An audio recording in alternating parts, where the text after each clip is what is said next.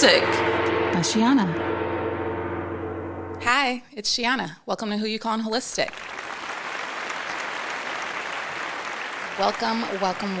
I'm glad you're here with me today. Join me again every Thursday where I'm here telling you all the things. I'm recording today at GOT Sound Studio. Shout out to Neek. Make sure you like, subscribe, and share this podcast. Make sure you join and subscribe to my Patreon. I'll also be having some October offerings coming up, so look out for those, including a membership that I think you'll be interested in, and some other things that we're kind of going to cover today regarding what's going on in the world. So if you don't already know, I'm sure a lot of you know because you're already familiar with mental health things, but October is Mental Health Awareness Month. And I know I've spoken on here before about discussing grief and how I needed to talk about that at some point. And then I was like, I don't even know when to bring that up, how to bring that up, because it's not necessarily going to be a fun topic, but like, how can I go about sharing, information about it without making it so dark and dismal and, like entertaining, educational, a little bit of all of it. So with that being said, like, I don't want you to think as I'm sharing this information today that I am downplaying anything about suicide, okay? Like, I don't want you to think that at all. I am sharing this information with the intention that you'll just have a different perspective around understanding some of those battles that we have in our minds and, a mystic's way of addressing them. All right. So before we get into all of that, I'm going to share, of course, and I'll include this in my show notes, but the suicide prevention line is pound 988. If you need to use it, please do. And I remember when I was in high school, I was in ROTC, for those who didn't know. And whenever I was in high school in ROTC, one of the instructors, Colonel Surser, he had this, he went on a rant one day. There was somebody who had committed suicide during high school. I don't think that's what's the politically correct way to say that these days? It's, I'll think on that one. But you know what I'm saying. Okay. Anyway, there was somebody who that's not it either. I'll think on it. It'll come to me eventually. Anyway, that happened in high school to a student that was around our age in that time frame. And Colonel Surser said doing that was a permanent solution to a temporary problem. And that stuck with me like forever after that. And he was really, really upset. He was really angry. These things that I think about now, like, should adults have shared the way they shared? But like, obviously that stuck out. It's something that I remembered. And I know we discussed in the previous episode, or one of the previous episodes, that, in my lifeline, my ancestry, my Chiron things, a lot of that has to do with mental health and feeling like you're trapped in your brain, or, like the mind fucks that I like to share at times that can happen. So I was looking up some numbers, and in 2022, 49,449 Americans lost their lives to suicide. And there was an 8.4% drop in younger ages between 10 and 24. And whenever I read that, I was like, okay, well, like, obviously these numbers are not good numbers at all for any reason. But when I was looking at the ages 10 to 24, I was like, okay, well, what has shifted in that? And I was just thinking about, so much of the work that a lot of us are doing out here. A lot of us are sharing, emotional regulation tips, and people are offering more support. There's more community coming around, and I feel like that makes a major difference in supporting people's mental and emotional health along the years. So I can't go forward without sharing that stuff. Like, that's already information that we need to understand some of these other perspectives, because I do feel like a lot of the people that are listening to my podcast and even this episode in particular, in case you're sharing it with the other trailblazers or generational curse breakers that you know, I feel like, we're here to shift that. We're here to say, like, this has gone on for too long and we need to change it. And the approaches that you guys had weren't great. So let's switch it up and do what needs to be done by getting to the root cause of these things. So I've shared more than once that I've shared like my journey with some of my mental health things, ADHD things, that kind of thing. And if you have taken like the ADHD tests that the physician gives you or somebody gives you before you see the physician to get your official diagnosis, they go through a whole medical history with you, right? And I was in my 20s then, whenever I went through this medical history with my mom, because it's asking family history. And I'm asking questions like, I already knew my mom was a big ball of anxiety. Like, that's always been her. So I already went in knowing that. But the more I learned, the more I was like, everybody in the family on your side? She was like, yeah, my mom was often on Valium all the time. And, that even made me think as I was like writing out what I was going to share for this episode, they say we're in our grandmother's wombs, right? So when you think about generational curse breaking and generational healing, like, it's interesting now that I have that information later, but it's like, okay, so it's not just my healing that I'm doing, right? I'm working on generations of anxiety and mental health awareness things, right? So knowing that going forward with your own healing, I'm going to share some theories in a little bit, but I was even thinking just, some of the things that we don't address enough is like a lot of the things that are happening that aren't our own, right? The emotions that we're feeling, the grief, the anger that we're experiencing. And especially, I'm recording this around a full moon. Along those times, emotions are heightened and some of it affects us that we don't even realize is affecting us until we're like in it and we're like, what is this? Where is this coming from? And those are the things that I like to teach because we weren't taught these things, right? So my history with, the things I share now, it's very much, I had to shift my whole mindset. I had to shift how I spoke.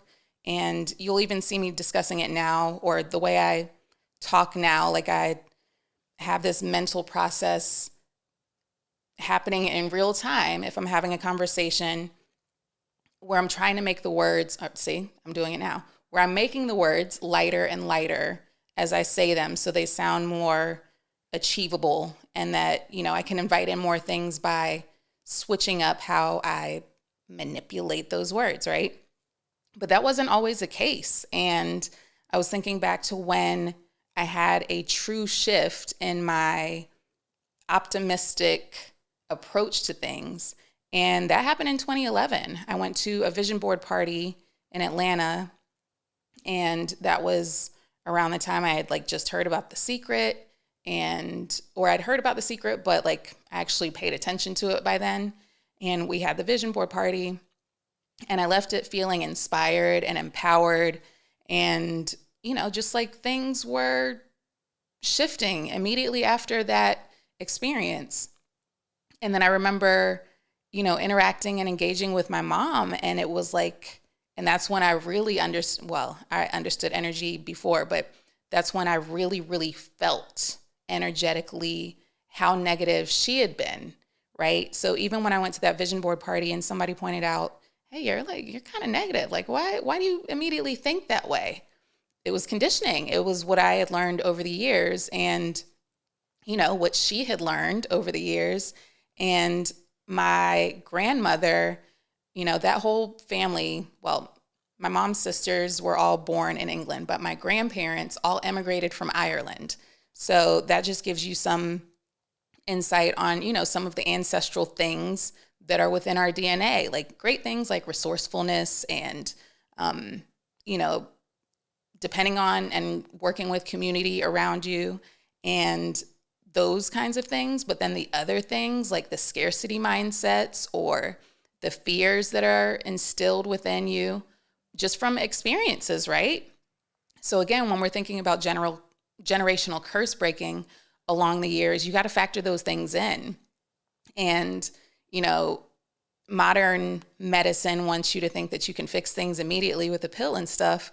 But when we're getting to the root of these things that have taken place over lifetimes, it makes more sense that like this is why we have to learn these tools along the way to work with these energies so that we don't end up in that mental mind fuck, right? So 2011, I went to that vision board party. That's also when I read The Alchemist. Somebody told me I needed to read The Alchemist, and I was like, oh, okay. And that, again, I feel like that book's like a whole transmission or initiation or something. And I keep saying I need to go back and revisit it now because of where I am in life currently, just to see what still sticks and like what's shifted in reading it. But I have like so many other books that are on the to-do list too. So it'll happen when it happens. But around that time is also when I was working at the hospital that I've discussed on here before that was like the firm, and I ended up on antidepressants and stuff. And the other thing that I learned, and I've shared this before, from working at that hospital was like some of the diagnoses that people were coming in with and or some of the symptoms people were coming in with, and then the diagnoses that they were receiving with it. And that gave me even more insight with like, wait a minute, how did those go hand in hand? And I remember, and you'll see why I'm sharing this eventually, but I remember there was an older woman that came in, and on the sheet, because you had to write like what's going on. Some of those were entertaining, by the way, anyway, some of those were entertaining. But this one in particular, the reason for visit was delusional. And I was like, delusional? And she was, you know, talking wild things. Like, I don't even know that she was making sense. I don't know if she was like speaking in tongues. She was not making sense. She was in another world. And she went to the back, had blood work done, had some other tests done.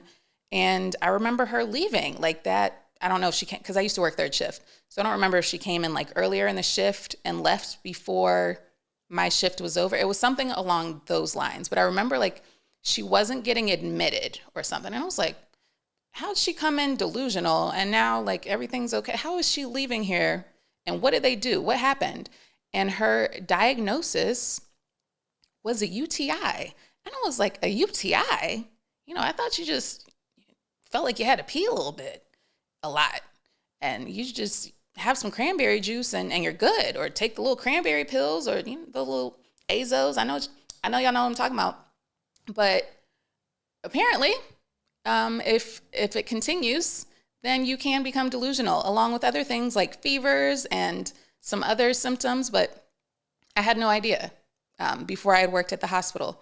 So that really made me just understand more about how the body works and how things are just so connected. And I know I've mentioned before, you know, my transition with understanding more about holistic healing and about really getting in tune with your body and what it needs is when I started doing acupuncture in 2015. And when I started learning more about Chinese medicine and how there's meridians that are connected to the organs and the things associated with that, that's when I was like, oh, okay. So like what I was really, really treated for with my acupuncture was grief. It was repressed grief. And again, now that I'm like looking back, I'm like, oh, it wasn't just my grief. It was my mother's grief. It was probably her family and you know, like and the list could go on. I don't know how far it goes back, but when I think back now, I'm like, okay, I see why I went through it that way, to help, you know, shift the perspective on things to help the rest of the family. I don't even want to say the rest of the family. I don't have that kind of responsibility. Y'all know I'm barely an adult sometimes, but just to bring awareness to others within the family and, with the ones that I'm sharing this information with that resonate with it, to shift their perspective to get them to look at how to address these issues as well. And one of the things that, along with the learning about the woman's UTI and her delusion, is the more I was learning about different Chinese medicine things, I understood, there's different seasons associated with these organs. So I'm still waiting for y'all to send me a conspiracy theory, by the way. So in the meantime, I'll plug in my conspiracy theory for this particular one. And it is, as I mentioned, October is Mental Health Awareness Month. And my conspiracy theory is there's more awareness around the mental health because when we include Chinese medicine's approach to healing the body, when autumn comes around, again, there's different seasons associated with different organs. And the organ associated with autumn is the lungs. And as you know, the lungs are associated with grief and sorrow. And there's even a Chinese medicine clock that I've mentioned at some point before, that there's different hours within the day that are associated with different organs. And the lungs are at like 3 a.m., which, those are like the witching hours or whatever. And it makes sense that all of those go hand in hand. So it even had me thinking just how much, again, when we can feel other people's emotions and energies, when we are hypersensitive to those things, how much of other people's grief might we be feeling when autumn comes around, right? Because if that organ is the one associated already, that's something that we already have to take care of within ourselves. But on a collective level, if, your friend over here doesn't have as strong of a lung capacity as you do, or they've got some heavy things that they're dealing with, you might be affected with that, and you might affect somebody else with yours, and the list goes on and the list goes on. But it just made me think, how much of that grief that people feel when they do decide to take their lives is other people's, right? And it just weighs on them without them realizing so much of that isn't theirs. And I was even just thinking along the years that I've worked as a healer, and how much of the clients that I see come to me with grief, and having that understanding that there's other things that they can do outside of just crying that can help rebuild that energy and help strengthen it and help protect those energies. Because I know for me, as I started really leaning more into the metaphysical aspects and the energetic aspects of my healing, it really helped soften me, physically soften me. And I know I even had that conversation with Cord on the episode about how when you're training for something for so long, your body, it changes, right? So if you're training for football, your body is getting so used to receiving punches and hits and all of that. So it hardens, right? But when you are grieving those areas in your chest and, the things connected around that area, so your shoulders, all of that becomes hardened as well. It gets tense. It gets, even your body language changes. There's even a thing that I noticed in some of the clients, that they're just kind of, their shoulders are rolled forward. They might have their head tilted down, those kinds of things. And it's because when you think of the energies of those emotions, they do bring you down, right? And your body displays that. So, I can go on and on about how, I know massage isn't for everybody, but don't underestimate just the different approaches that you can have to addressing grief, like massage, just because it's helping soften those areas to help you release those emotions that you may need to release. So the other thing that outside of Chinese medicine things, because I'll share more Chinese medicine things on here all the time because that's my shit. Outside of the lungs causing, or outside of the lungs maybe affecting grief symptoms, right? And again, I've shared before, like if you have a salt cave nearby, check out a salt cave because those are really good for your lungs. There's other things you can do, breathing exercises if you don't want to spend money. Go for a walk, just those things that can help strengthen your lungs, all right? And I have some other shares that I'll share in a little bit. But outside of the lungs, I also wanted to make sure I included gut health because, so I don't know if my listeners have watched They Cloned Tyrone yet. I enjoyed it if you haven't watched it already. And then even recently, I was watching The Other Black Girl, and there were some like similarities in some of it, but in They Cloned Tyrone, one of the things that they did was they were talking about how they were changing the food, which, as you know, has been an ongoing debate in the US of A, and how we need to be aware of what food we're consuming and how more and more people want to have their own farms and grow their own food because of their distrust for what is being put in our food. And I know I even had an episode before about how the tobacco company changed into the food marketing stuff. So instead of pushing tobacco, they're pushing, terrible food. But understanding these elements is important because even when I think back about the times that I had been in a depressive state, I look and think about the other things that were taking place. And I think a lot of it may have even included my gut health.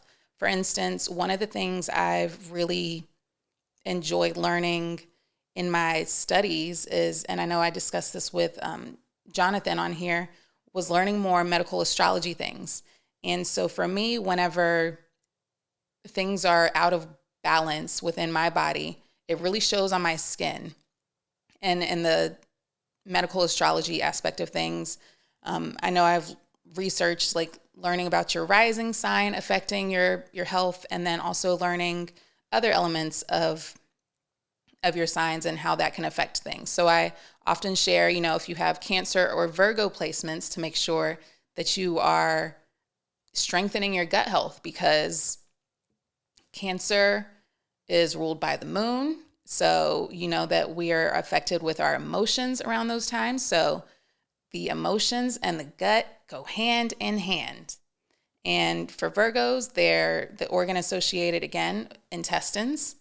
And so when I meet moody Virgos, I'm like, please take a probiotic. I know you're probably constipated over there, because difficulty letting things go in the metaphysical world. But anyway, I wanted to read a piece of this article from Harvard on gut health.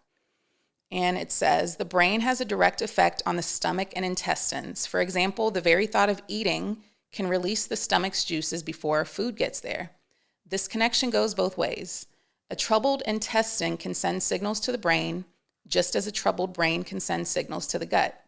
Therefore, a person's stomach or intestinal distress can be the cause or the product of anxiety, stress, or depression. That's because the brain and the GI system are intimately connected. This is especially true in cases where a person experiences gastrointestinal upset with no obvious physical cause. For such functional GI disorders, it's difficult to try to heal a distressed gut without considering the role of stress and emotion. And it also includes how gut health and anxiety go hand in hand, and you've probably experienced it yourself. When you're uneasy about something, you feel it in your gut, right? You feel like that twist. It's kind of like somebody twists a little something in your stomach. You can feel that when there's unease about something, right? And that's that brain and gut connection.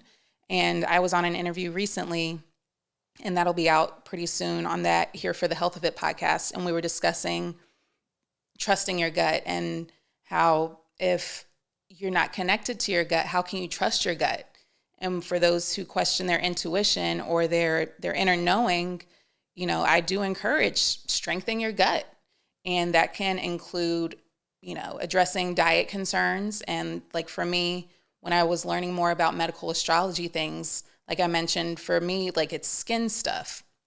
So if there's something going on within my gut, it's like displayed on my skin. When I was growing up, I would often get tinea versicolor. It's like a fungus within your body. It's basically just too much yeast. But of course, growing up, whenever I would go to the doctor for it, they just gave me the diflucan. They gave me the yeast infection medication. Nobody ever said, hey, this is too much sugar in your body. This is what you need to do to fix it. Nobody ever said that. Just here's your medicine. Here you go. So learning that later, it's like, oh, okay, there's excess sugar in my body that needs to, make a way out because it's affecting, maybe I'm having brain fog, or maybe I'm fatigued, or maybe I'm whatever the case. But like gut health is so important. And, if you can even learn some of those things about your own astrology placements, that really, really helped me understanding how those things were connected. So for me, for example, Cancer rising. So that's going to connect I need to be connected with my gut health. Leo moon, I need to be aware of my heart health. And that's why, I'm big on making sure I go for my walks and addressing things that come up as they come up instead of holding on to them in my heart. If I get to a point where I'm like, I guess I can cry, I told you before, somebody said Capricorns like to schedule their cries. So, maybe I just need to watch a sad movie to make sure I can cry, to get that grief off of my chest. Or again, because of the work that I do, understanding some of that isn't mine and I need to return it to sender. So one of my friends mentioned how she really liked that I understood how to self-soothe. And a lot of that just came from, understanding these different dynamics, being a healer and being somebody that's helping other people with this stuff. It's like, okay, if I'm going to have this time, like, what do I need? What does my body need? What does my mind need for these moments? So I wanted to share some of the things from, again, a mystic energy healer's perspective that can help you along the way, especially October Health Awareness Month. But if you are experiencing what you want to label as depression or low energy, however you want to label it, whatever you want to call it. And again, I'm not downplaying modern medicine's approach to a lot of these things too. If you need medicine, please take the medicine. If you need additional support in other ways, please get additional support. This is just my spin on some of this and these other ways that you can go about getting this kind of support that you may need. So obviously I already mentioned go for the walk. There's a shit ton of studies done. I don't even have to share the studies. I don't need to give you the research. You already know that there's studies done on the benefits of walking and what good it can do for your mind and your body. I remember in massage school, our massage teacher was even talking about like, if you can't do any exercises like at all, like if you're not going to go to the gym, just make sure you go for a walk. Even outside of the mental health part, walking is engaging all of your muscles, right? You have to be aware of your posture when you're going for a walk. You're engaging your core, which again is also good for strengthening your mental health because our emotions and traumas are stored in that gut, in the solar plexus. And you're engaging your hips. Trauma can be stored in the hips as well. Your legs, root center things. So you're connected, you're grounded. And again, when you're connecting to the earth, when you're walking, you're taking these nature walks, it's connecting you more to your body and getting you out of your mind. Because I feel like, it's almost like this loop that we may experience when we're having these episodes where you can't get out the spiral. You just keep spiraling, you can't get out of it, and you're like, something's got to give, but I can't get out of it, right? So even going for a walk can shift that. And if you've gone for a walk, the same route over and over, and then you're still experiencing these things, go a different route, switch up your route, have a little plot twist. What do you mean by that? A little plot twist, like I changed my mind, I'm gonna go this other route. And when you have more plot twists, then you can change up your neural pathways, much like shrooms do. And I know I like to talk about shrooms, but again, shrooms aren't for everybody. So I can say that those could benefit some of this stuff too, but I'm not even gonna focus on shrooms today. I'm just focusing on these other things.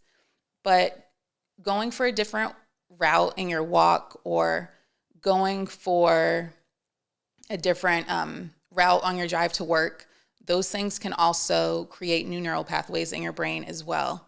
And that's what you need, right? You just need a different way of seeing things. You need a different option to come to you.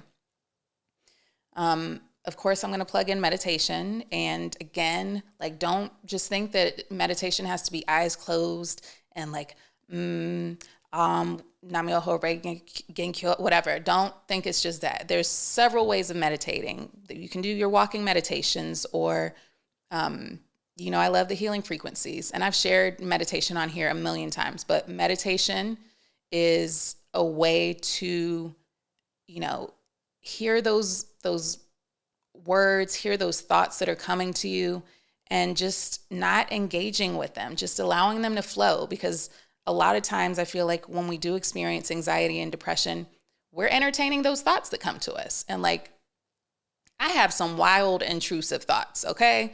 I know, like, I'd like to share the positive things that you can do for the things, but it's mostly because I know. If anybody knows, I know how that can go. Like, if you could see my browser history, and like, I'd be curious to see some of your browser histories too, but like, the things that go on in my mind, like, this is why I share these things, because I already know how it can get, right? And I even have had a conversation before with one of my friends just about like how dark those thoughts got in 2020, and, pulling yourself out of that because they got dark. And I remember even thinking like, oh, I'm glad I have my Apple Watch, because Lennox can't call 911 if I collapse somewhere.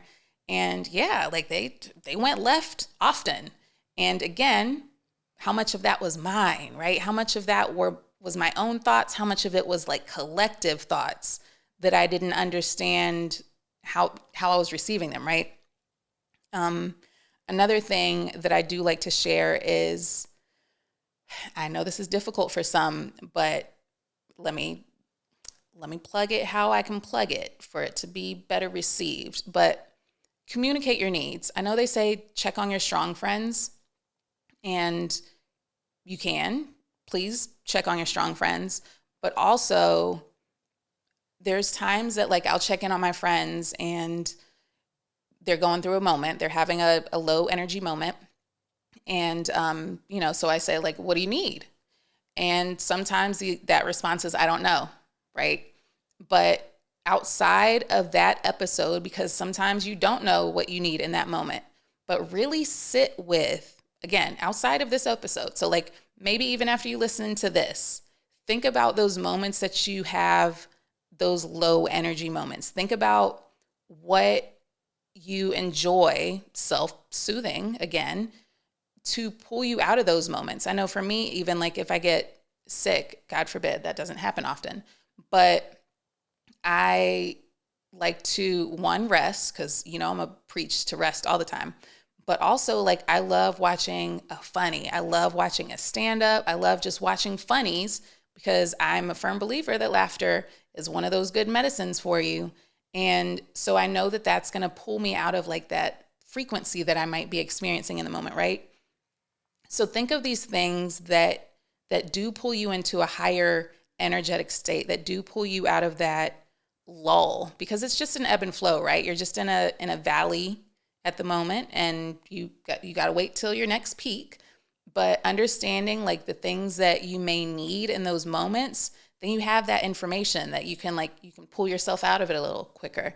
And I know for one of my friends, Nikki, our birthdays are 2 days apart, and like, it's interesting when you see us hanging out. This is who I went to the USC game with recently, where we had sideline access, by the way.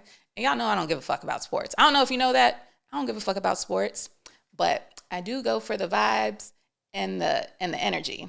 So if you do see me at a sporting event, it is for vibes, energy, or I'm working, of course, because I'm a Capricorn and we're often working, right? Even when we're not working, we're often working. So Nikki will say, like, if she knows I'm going through a moment, do I need to come and like stare at you? I'm like, no, that's usually the case. Please don't come and stare at me. But she has also offered, like, do I need to bring you food? I can leave it on the doorstep. Because a lot of times for me, I like to cocoon. If I'm going through some shit, I want to cocoon, I want to hermit, I want to, be in it, really feel it.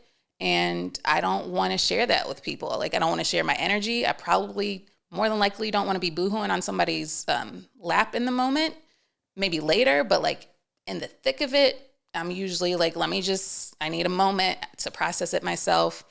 But yeah, somebody offering to drop off food at the door, yes. So maybe that's what you need. Maybe you need somebody to drop off food, or maybe you need somebody to, just send you a text in the morning to check on you, like whatever. But think of the things that you need before it gets to that, so that you already have that in your pocket to pull out, right?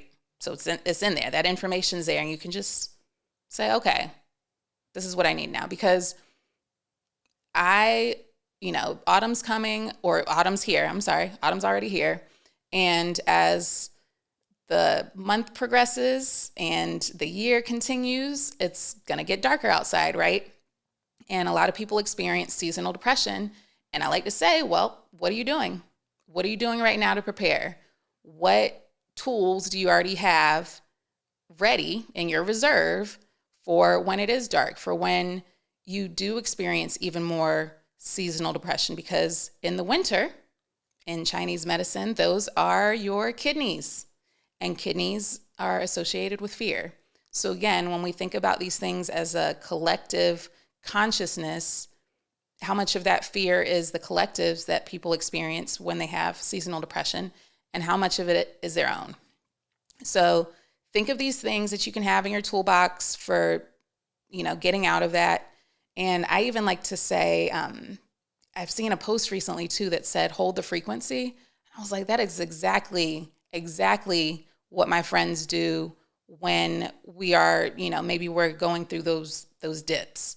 And it's very much like, what can I do to lift you back up out the frequency that you're currently in?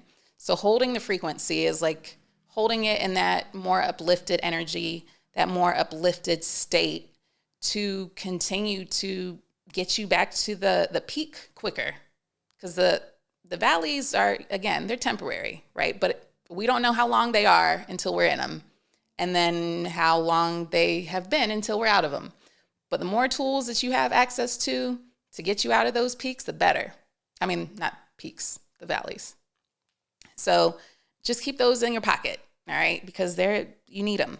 And then again, y'all know I don't like to hear the words, I don't know. So think about, instead of I don't know, when you're going through those moments and somebody's like, well, what do you need?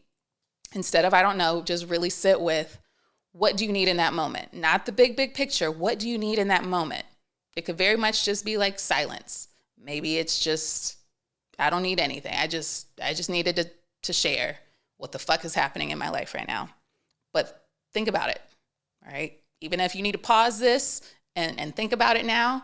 And I remember I had a friend recently saying, I don't know why I was listening to your podcast driving. Like, I wanted to take notes and stuff. So if this is one of those, pause it, take your notes, journal it, whatever you need to do to have it, all right? Watch what you're consuming. Please watch what you're consuming. I know I was on Twitter the other day, and I was on Twitter, and there was an article. Look at my throat acting up as I'm talking about these things that make me uncomfortable. There was an article about somebody, I don't even want to say the word. See, there was a negative article that came across the screen. There we go. There was a negative article that came across the screen, and it was nothing that I'd experienced, but reading the words immediately made me feel, like just, ugh. And then like the post right after that I read was something nice. Maybe they were puppies and kittens or some shit. I don't know. But it's an emotional roller coaster on social media sometimes. And I was like, this can't be good for anybody. Like, I don't know what I'm going to log into. Sometimes it's all positive. And I've curated my feeds. You already know the life I live. I've curated my feeds as much as I could to keep it high energy. Even like I should probably unfollow the Shade Room, but you know, we're all working on our things, right? But there's just some things that are like knee jerks or like surprise this information.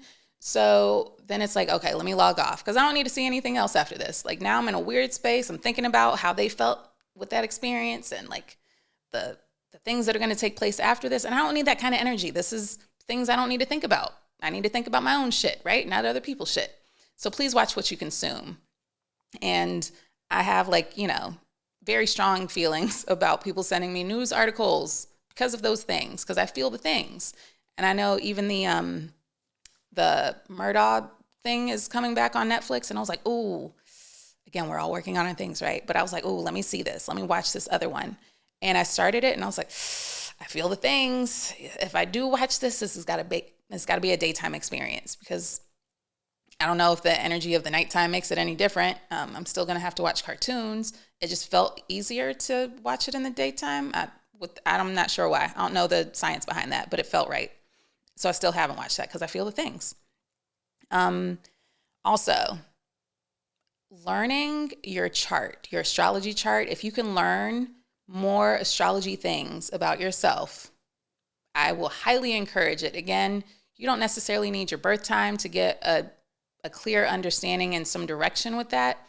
But learning those things within my chart just helped me realize, again, like some of the medical astrology things, but understanding, for instance, the water placement signs, especially like Scorpio moons, they're kind of moody, right?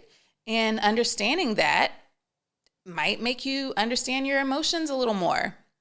And I even want to throw in Kurt Cobain, for instance. He had several water placements. He had Scorpio, Cancer, and Pisces, just like all sprinkled in this chart. And I think there was even an article, I don't know if it was written about that Stardust, or not Stardust. That's the, is that my period tracker app? That one's out of pocket sometimes. But CoStar, I think that's the one, the astrology app. And there was like an article about how more and more people were learning their astrology and it was helping their depression. And I was like, well, I mean, this makes sense because they're understanding why the things work in the way they work in their minds, their bodies. And then rather than saying, oh, this is a problem, how do I fix it? It's like, okay, this is how I move. How can I strengthen what I need to strengthen to help support these energies that I have with this stuff, right? So I do encourage you to learn your charts just for that reason alone, just to know the things that are going to mess you up and the things that you can do to fix those things, right? It's a strength. And nature's rhythms. So I've shared more than once, the moons obviously affect our emotions and our energies. And there's even been reports of how the reason that people are so ridiculous and chaotic around full moons is sometimes their bodies, again, look at this, gut health stuff. Sometimes their bodies are filled with parasites and the parasites are really active around the full moons. And this is what has them acting out of character. So learning nature's rhythms, just like full moons, for instance, just knowing when those are coming up. Maybe you're in the moment around a full moon where you're in a low energetic state and, maybe it's some other planetary thing. And I'm not even all the way familiar enough with enough of those, but a lot of times when people are like, oh my gosh, what's going on? It's usually a full moon or there's something happening with like Mars, and Mars is very like angry energy kind of stuff or impulsive, those kinds of things. And just having that awareness around the rhythms of the moons and the planets, even if it's a little bit, there's still just an understanding that these things can affect your energy and your moods. And then lastly, get dressed. Just get dressed. I know this was like a thing for me whenever the pandemic hit, that was like a non-negotiable for me in order to keep my sanity, was to shower, get dressed, even if it was just, athleisure, but I still needed to make sure I got dressed. Shower, get dressed, go for a walk. Those were my non-negotiables. And even understanding, the ritual of doing those things. It's like I'm still getting ready for something, right? I could leave if I need to. And then even knowing like color choices and how that can enhance your mood. And I even spoke about like solar plexus things on here already today, but that color is yellow. And solar plexus is empowerment and willpower and strength. So even if you don't have a yellow shirt, you can find some yellow to put on yourself or have yellow around you. But, there's colors that exist to help us with these things. So yellow would be solar plexus things. Heart is green. And those two together, that's your lungs is the heart. And then your emotions is the solar plexus, which is the yellow. So green and yellow, you often see me having some green or some yellow on because those are the areas that I'm often working with people. And it's the often times that I need to transmute that energy with whatever I'm doing to protect myself. So greens, yellows, and I have a rule also, and it's very much, this is like the snooty bit of me. This is probably my Leo moon dramatic piece, but I don't have baggy shirts. Like this, the shirt that I'm wearing now, I'm not even saying, like a baggy t-shirt. I don't have baggy t-shirts because when you look good, you feel good. That sounds like some shit Shiana says. And you can feel good in a baggy t-shirt. I'm not knocking anybody. Put some high socks on or, however you want to do a look for yourself. But like baggy t-shirts for me are like, they don't show the curves. They don't show the texture. They don't show how you're connected to the clothing. And I remember like at some point I shifted out of buying baggy t-shirts for the gym, or not even buying. I just had them. I just had big t-shirts all the time because who doesn't? And I was like, no more t-shirts to the gym. Like cute, comfy, form-fitting clothes. No matter what body shape I was in, cute, comfy, form-fitting clothes. And that's still the case now for me. Like I'm not going to have, like if I have a big t-shirt, I got to get rid of it. Because what am I doing? Am I depressed? Am I going through something? So rather than having that access to entertaining that state, I'm just not going to have baggy t-shirts. So dress the part, even if it's just, you're not even leaving home, just get dressed, especially if you can put on some yellow with it. All right. So later on in October, I do think you'll look forward to some of the guests I have on here. We'll be discussing some more mental health things and some more tools along the way. Thank you again for listening every Thursday. I really look forward to hearing your thoughts on these episodes and your encouragement along the way, and I appreciate it. So make sure you meditate and hydrate, and I will see you next time. Bye. Thanks for tuning in to Who You Callin' Holistic. Be sure to like, subscribe, and share. You can find me and all my services on Shiana.com. That's SHEANAH.